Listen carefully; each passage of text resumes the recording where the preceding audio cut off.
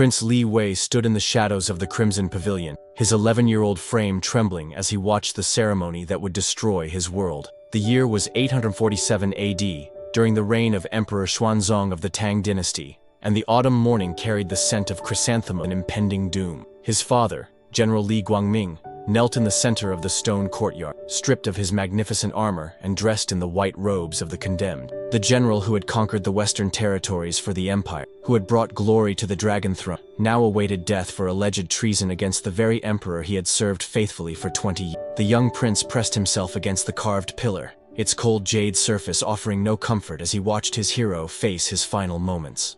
General Li's hands were bound with silk cords, but his back remained straight, his dignity intact even in defeat. The morning sun cast long shadows across the courtyard, painting everything in shades of gold and blood. Emperor Xuanzong emerged from the main hall, his yellow robes flowing like liquid sunlight, the imperial dragon embroidered across his chest, seeming to writhe with each step.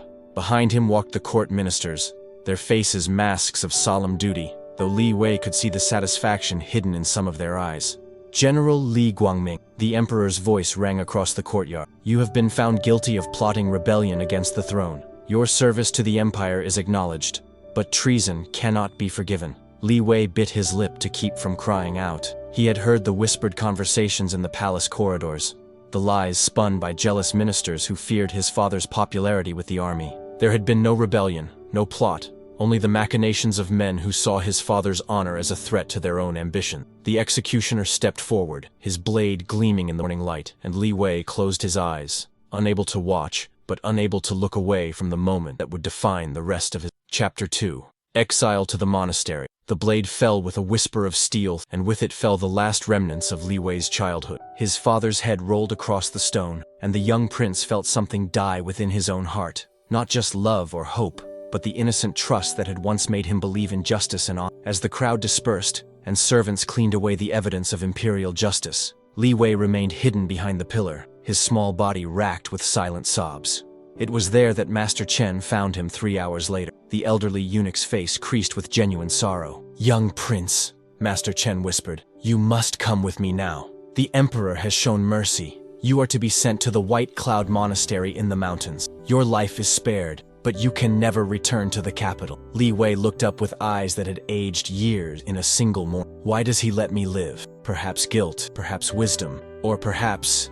Master Chen's voice dropped even lower. He fears that martyring both father and son might create a legend he cannot control. The journey to the monastery took 7 days through winding mountain paths, shrouded in mist and mystery. Li Wei rode in silence, accompanied only by 2 guards and Master Chen, his belongings reduced to a single trunk containing his mother's jade pendant and a few precious scrolls of poetry his father had loved. The White Cloud Monastery perched on a cliff face like an eagle's nest, its ancient walls built from stones quarried from the very mountain that supported it. The abbot, Master Jingwu, was a man of indeterminate age, whose eyes held depths that seemed to see through time itself. Welcome, young Li Wei, the abbot said, as they met in the monastery's main courtyard. Here you will learn that sometimes the greatest strength comes from the deepest loss, and that a dragon may sleep for years before awakening in the sky. As the guards departed and the monastery gates closed behind them, Li Wei realized that his old life was truly over. But perhaps, in this place of stone and silence,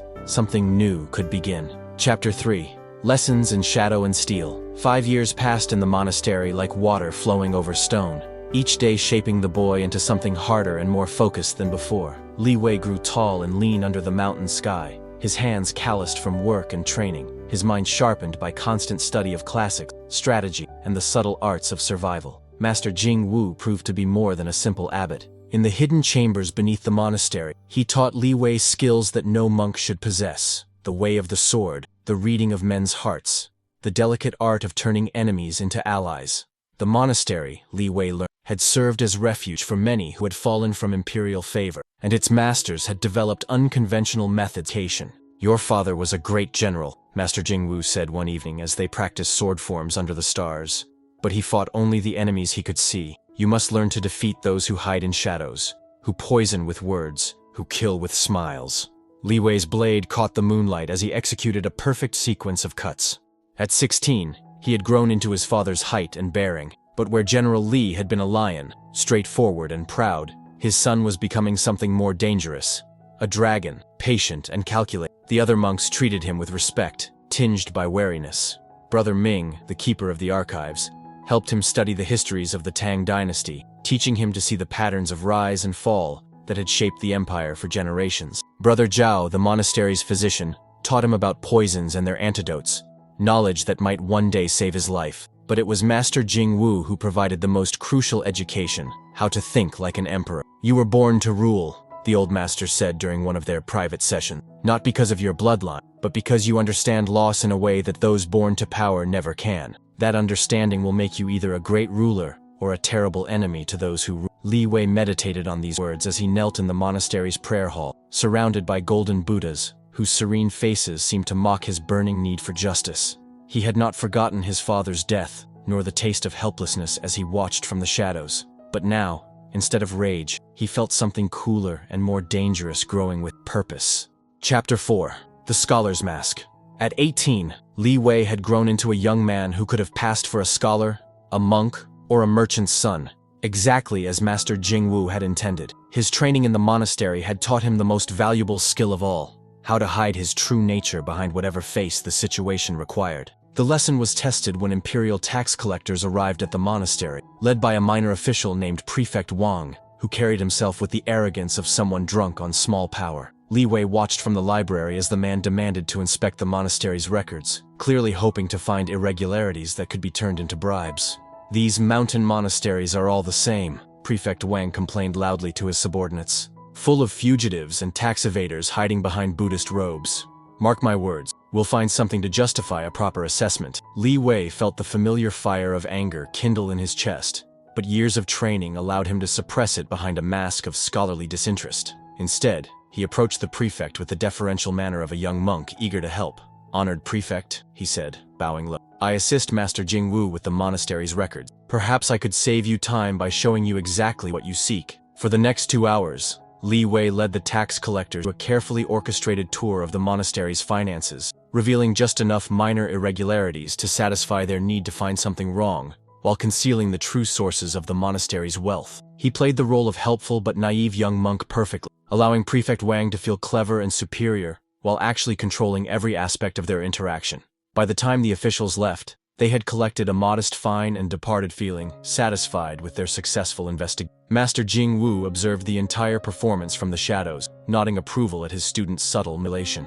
"Well done," the abbot said after the visitors had gone. "You made him feel powerful while rendering him harmless. That is a skill that will serve you well when you return to the world of politics." "When I return?" Li Wei asked, though he had sensed this moment approaching. "Soon, Master Jingwu. Your education here is nearly complete, and events in the capital are creating opportunities for someone with your particular talents." Chapter 5. News from the capital. The merchant who brought news of the capital's turmoil arrived on a cold spring morning, his pack animals laden with silk and spices, his manner suggesting he carried more valuable cargo than mere trade goods. Master Jingwu received him privately in the abbot's quarters, but Li Wei was invited to attend, a sign that his time of childhood protection was ending. "Emperor Xuanzong grows old and paranoid," the merchant reported, his voice low despite the privacy of their meeting. "He sees enemies everywhere, and his trust falls only on eunuchs and sycophants.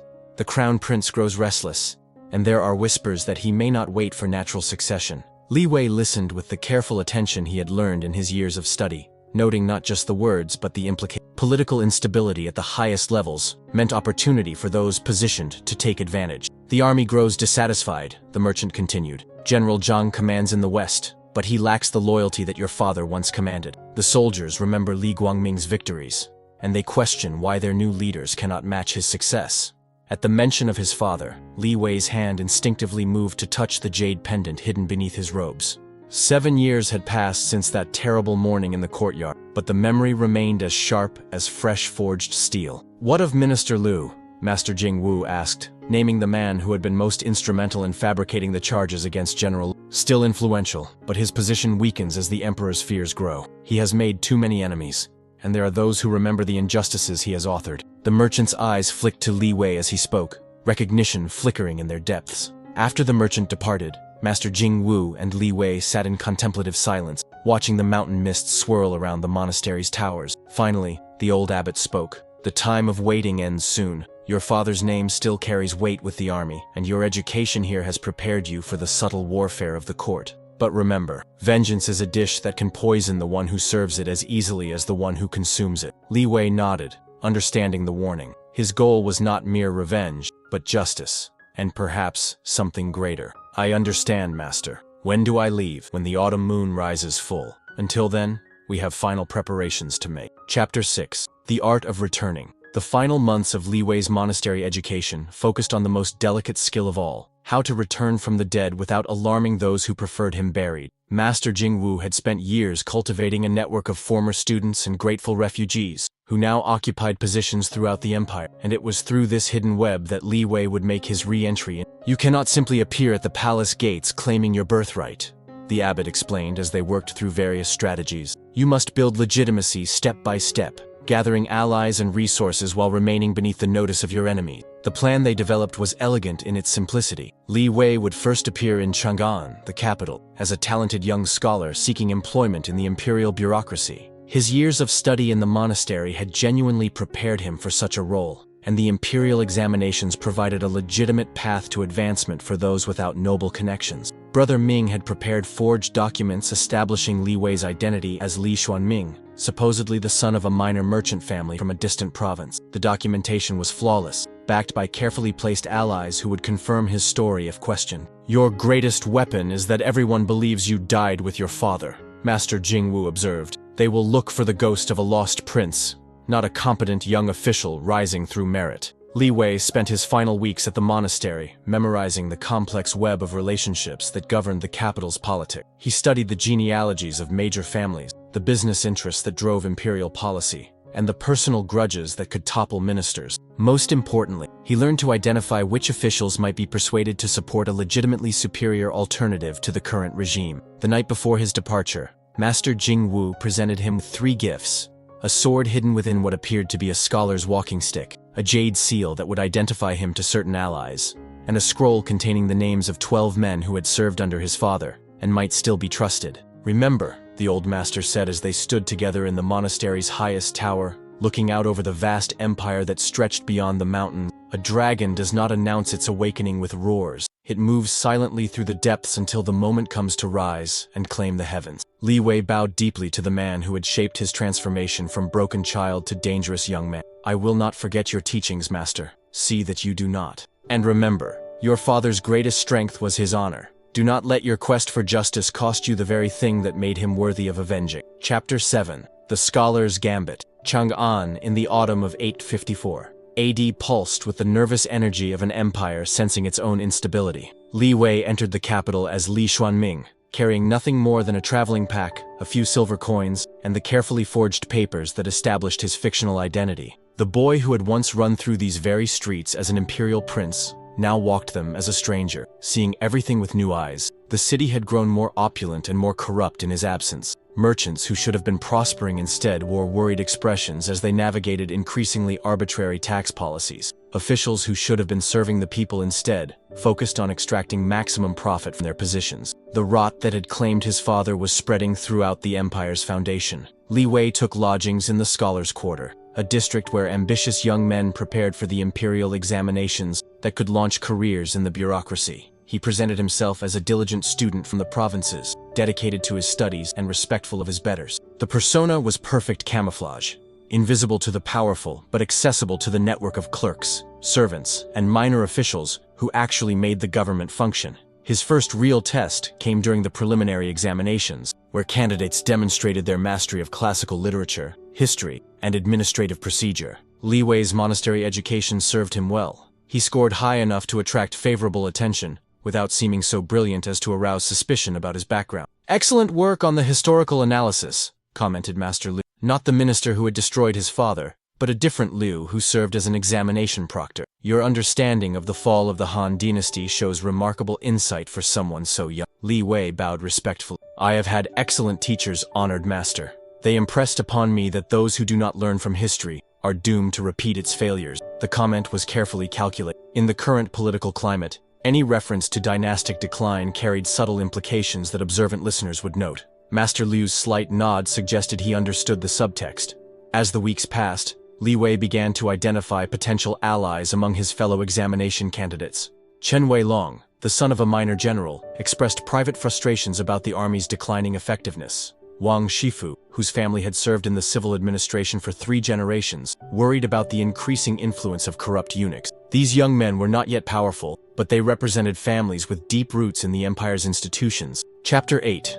Shadows of the Past. 3 months into his new identity, Li Wei encountered the first ghost from his previous life. He was leaving the Imperial Library after a day of research when he heard a familiar voice calling his fictional name. Li Guangming, is that really you? Turning, Li Wei faced Zhao Ming, who had been a junior clerk in the palace administration during his childhood. The man was older now, graying at the temples and wearing the robes of a mid-level bureaucrat, but his eyes still held the sharp intelligence that Li Wei remembered. "I'm sorry, honored sir," Li Wei replied carefully, "but I think you mistake me for someone else. I am from Sichuan province, and this is my first time in the capital." Zhao Ming studied his face intently, and Li Wei felt the moment balance on a knife's edge. Recognition could mean exposure, and exposure could mean death. But the older man's expression gradually shifted from certainty to confusion. "Forgive me," Zhao Ming said finally. "You bear a striking resemblance to someone I once, a child from the palace many years ago. But of course that young prince died with his father." "The palace must have been full of children," Li Wei replied neutrally. "Perhaps you saw a family resemblance where none existed." As Zhao Ming departed with apologies for the confusion, Li Wei realized how dangerous his position truly was.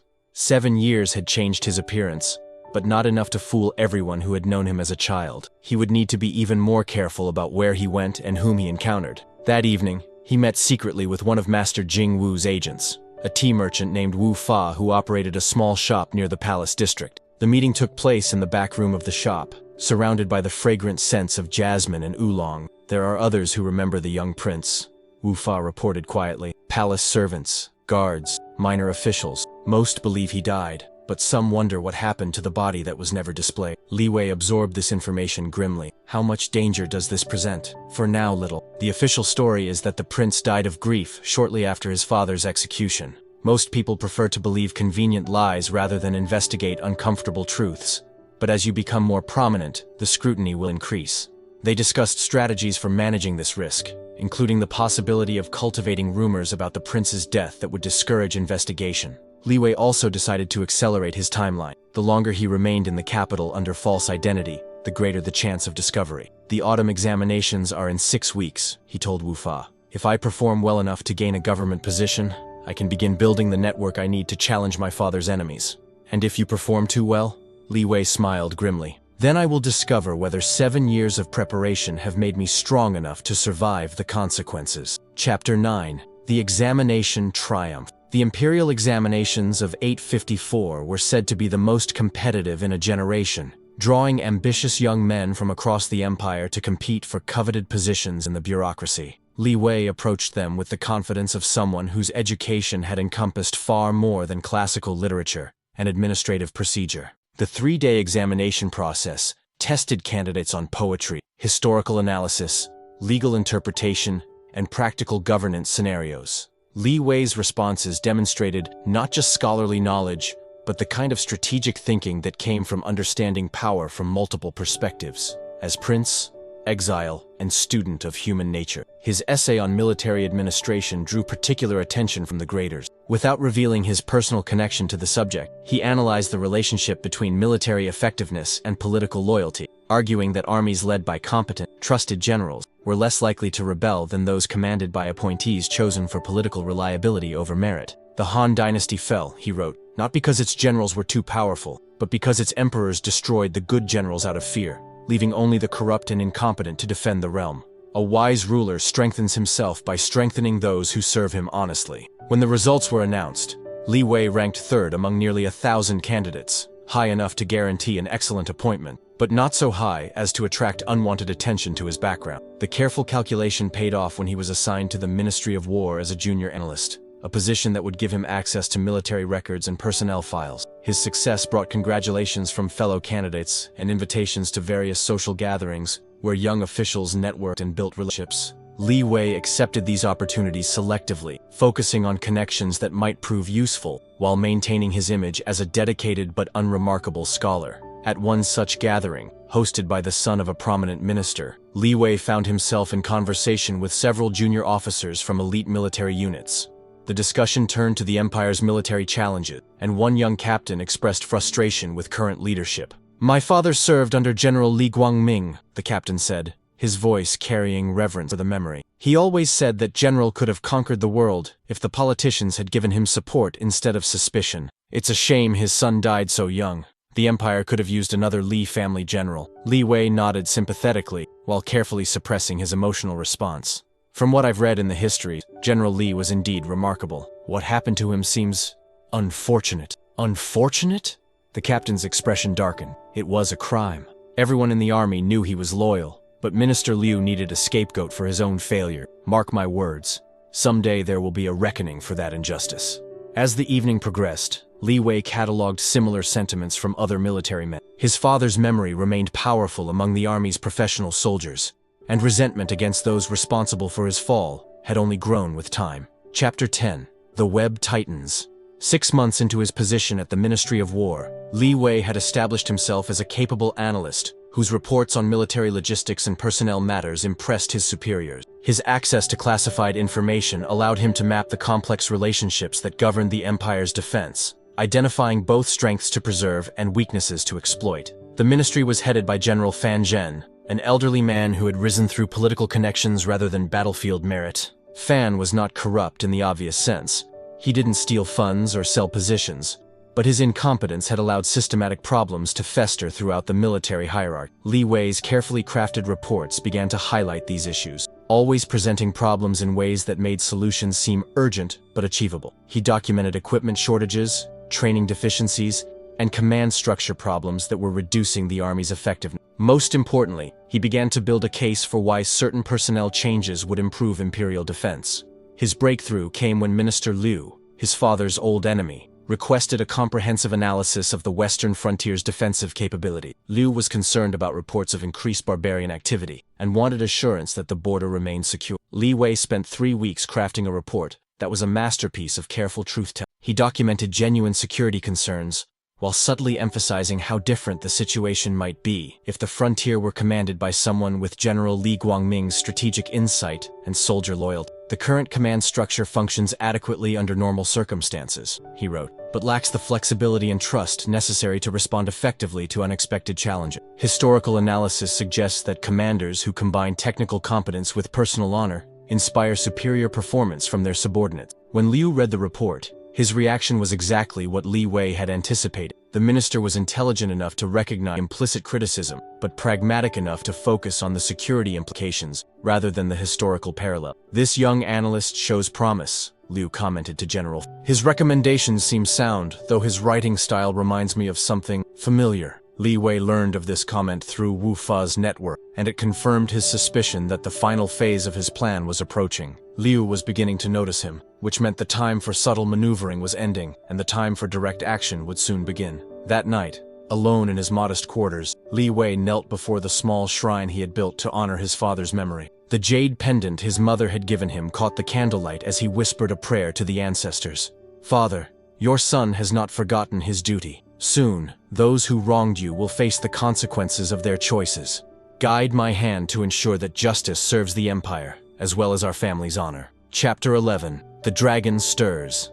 The crisis that would reshape the Empire began with reports of a massive barbarian confederation gathering beyond the western frontier. Tribal leaders who had been fighting each other for generations were uniting under a charismatic warlord named Ashina Kutlu, creating a military threat unlike anything the Tang dynasty had faced in decades. Emperor Xuanzong, now 70 and increasingly frail, responded to the crisis with characteristic paranoia. Instead of appointing his most capable generals to address the threat, he chose commanders based on their personal loyalty to him, elevating men whose primary qualification was their lack of independent power base. Li Wei watched this unfold from his position in the Ministry of War, where he had been tasked with analyzing the barbarian confederation's capabilities. His reports painted a stark picture.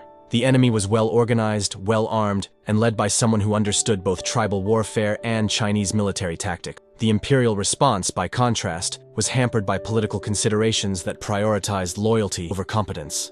General Zhang Lixing has been appointed to overall command, General Fan announced during a staff meeting. His orders are to advance immediately and crush this barbarian uprising before it can gain momentum. Li Wei knew Zhang Lixing by reputation, a politician in military clothing who had never won a significant battle but had married into the right family. Sending him against Ashina Kutlug was like sending a lamb to fight a wolf. The opportunity Li Wei had been preparing for was finally at hand. That evening, he requested a private meeting with General Fan, presenting it as a routine briefing on intelligence matters. "Honored General," he began, "I have concerns about the Western campaign that I felt I should share privately before they become public knowledge." General Fan, who had grown to trust Li Wei's analytical abilities, gestured for him to continue. "Our intelligence suggests that Ashina Kutlug has been studying Chinese military classics and has adopted several strategic principles from Sun Tzu and other masters. General Zhang's conventional approach may be exactly what the enemy expects." Li Wei then presented a detailed alternative strategy that emphasized mobility, deception, and the kind of flexible thinking that his father had pioneered. He was careful to present it as his own analysis rather than inherited wisdom, but the fingerprints of General Li Guangming's tactical genius were evident to anyone who understood military science. "This is remarkably sophisticated thinking for someone so young," General Fan observed. "Where did you develop these insights?" "From studying the great generals of history, honored sir, particularly those who succeeded against overwhelming odds through superior strategy rather than superior numbers." The conversation continued for 2 hours, with Li Wei gradually revealing the depth of his military knowledge while maintaining his cover as a talented analyst. By the end, General Fan was convinced that the young man possessed strategic insights that could prove crucial to the Empire's defense. "I want you to accompany the expedition as a military advisor," Fan decided. "Your analysis could be valuable to General Zhang." Li Wei bowed deeply, hiding his satisfaction.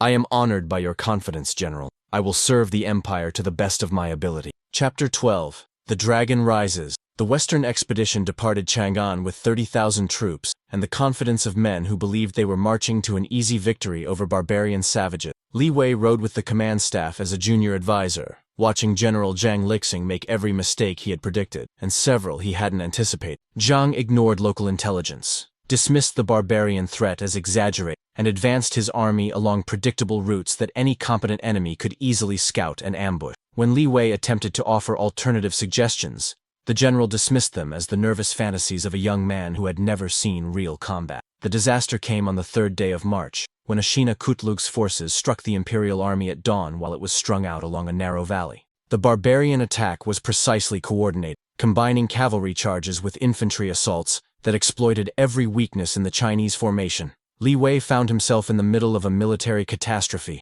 watching good soldiers die because of their commander's incompetence.